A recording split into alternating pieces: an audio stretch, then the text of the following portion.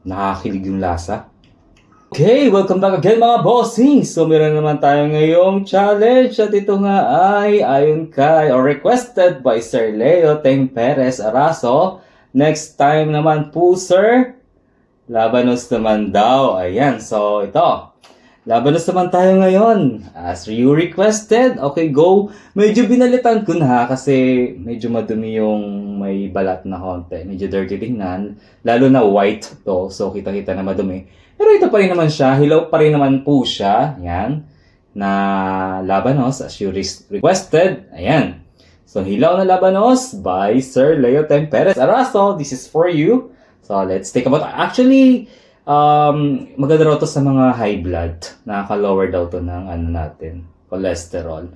Ayan, so let's go! Sir, let's take a bite. Crunchy. Buttery. Medyo may lupa. Ayun.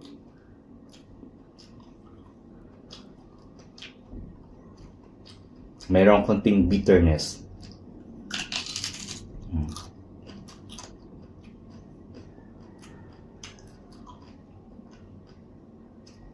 May konti ring sipa ng anghang.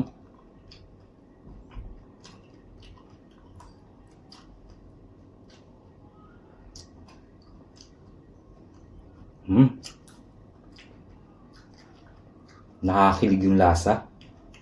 May konting sipa ng anghang. Ba't kaya gano'n? Nakaka-surprise ang mga pagkain kapag hilaw.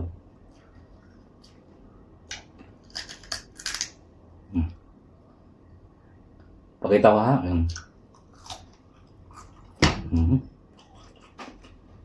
Don't like to eat.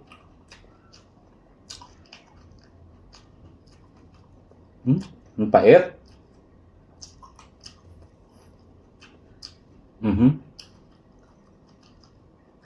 Medyo maanghang.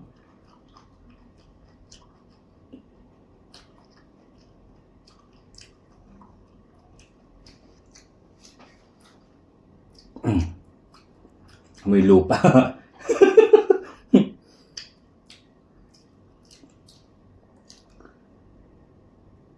Ngayon ha, nalunok natin. O, ayan, kita nyo naman yung ating pagkaka-bites. Ayan, if you will just try it in a raw, okay, ang lasa niya medyo maanghang, may sipa siya ng anghang, tapos medyo amoy lupa nga. And then at the same time, medyo mapait. So, ganun siya pag pinag-combine. So, matotal, hindi nyo siya magugustuhan habang kinakain nyo siya ng raw. But then, this is good for your, para sa mga high blood. Ayan, so thank you so much for watching. I hope you enjoyed it, Sir Leo Teng Araso or Leo Teng Perez Araso. Okay, bye-bye!